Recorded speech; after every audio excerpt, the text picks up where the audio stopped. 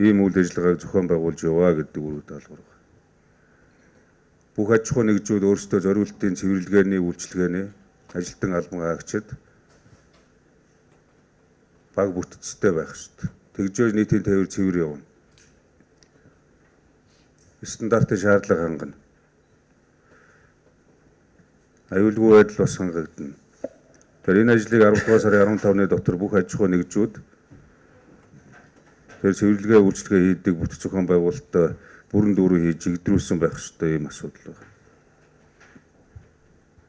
2 хувийн хвшлийн 17 аж ахуй нэгж үндсэн 76 хот орчмын 14 шөнийн тээврийн 1 чиглэл баг багтаамжийн автобусны 4 чиглэл нийт 95 чиглэлд 800 их тонн багтаамжийн автобус троллейбусаар өдөр тутам 500-аас 600 мянган хэрэгтэд үйлчилж байна.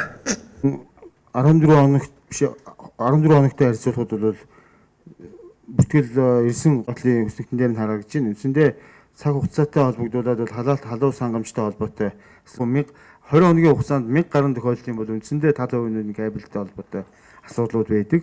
За шонгол бол тухай бүрд нь бол нөхөн сэргээсэн. Бус нь бол ингээд ямар нэгэн байдлаар гэрэлтүүлэг дахин ашиглах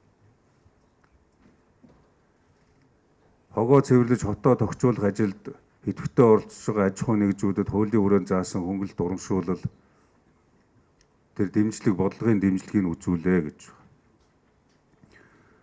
Төрийн өмчийн ерөнхий боловсрол сургууль цэцэрлэгийн үдийн цай хөтөлбөрийн хүрээнд эрүүл ахуй чанар стандартын шаардлага нийцсэн баталгаад хүнсний бараа бүтээгдэхүүнээр тасралтгүй хангах ажил байна. Одоо энэ сургууль цэцэрлэгийн ганц хоолны газрууд бас ингээд бөөн бодлоо байна. 70-80 аж ахуй нэгж ганцтай холбоотой чанаргүй баталгаагүй хоол хүнс шахдаг хоорондоо хууль зөрчиж элдв янзын сонгон шалгаруулалт түрээсийн ажлыг зохион байгуулдаг. 70 байхаа хэдүүлээ. Одоо асуудалтай байгаа нь. За энэ ажлуудаа зохион байгуулж бас хяналт тавьж хүүхэд багчуу сурагчдыг эрүүл аюулгүй хүнсээр хангах, хүнсний аюулгүй байдал, эрүүл ахуй, эрүүл мэнд, амь настай холбоотой асуудал дээр холбогдох байгууллагууд онцгой анхаарал тавьж ажиллана. За нийслэлийн мэргэжлийн хяналтын газар, нийтийн тээврийн үйлчлэгээний газар. Нийтийн тээврийн хэрэгслийн техникийн болон тээвэрлэлтийн аюулгүй байдал үйлчлэгээний соёл стандарт гэх түрүүний ярьсан энэ ажлуудаа зохион байгуулахдаа энэ чиглэлийн төрийн болон төрийн бус байгууллагууд үйлчилгээний байгууллагуудаас цэвэрлэгээ арчилгаа хийдэг компаниуд байгууллагуудаас хүртэл зөвлөх үйлчилгээ мэргэжлийн сургалтыг авч тэр одоо цэвэрлэгээ үйлчилгээний соёлын асуудал дээр анхаарч ажиллана. За нийслэлийн нутгийн захиргааны нийт байгууллагууд, засаг даргын тамгын газар холбогдох байгууллагуудад нутгийн захиргааны байгууллагуудын мэдээллийн ил тод байдлын тухай хууль холбогдох журмын дагуу цахим хуудсандаа мэдээлэлээ тогтмол оруулж байгаа хэрэгтэй. Энэ цахим хуудаснууд ерөөсөө ямар ч идэвхгүй байна. Үйл ажиллагаа нь хангалтгүй байна.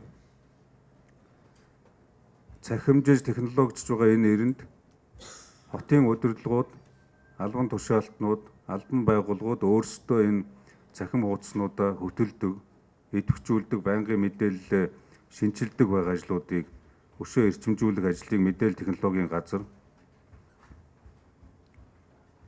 холбогдох байгууллагууд чиглэлээр энэ дээр анхаарч ажиллана. Хот байгуулалт хөгжлийн газар, хот байгуулалт судалгааны институт энэ хот байгуулалтын бодлого төлөвлөлт, хотыг шинжилэн зохион байгуулах, ерөнхий төлөвлөгөөг сайжруулах, дагуул хот дэд бүтцүүдийг бий болгох, хотын шинэ төвүүдийг бий болгох энэ бодлогын ажлууд руугаа та нар орж ажиллах хэрэгтэй.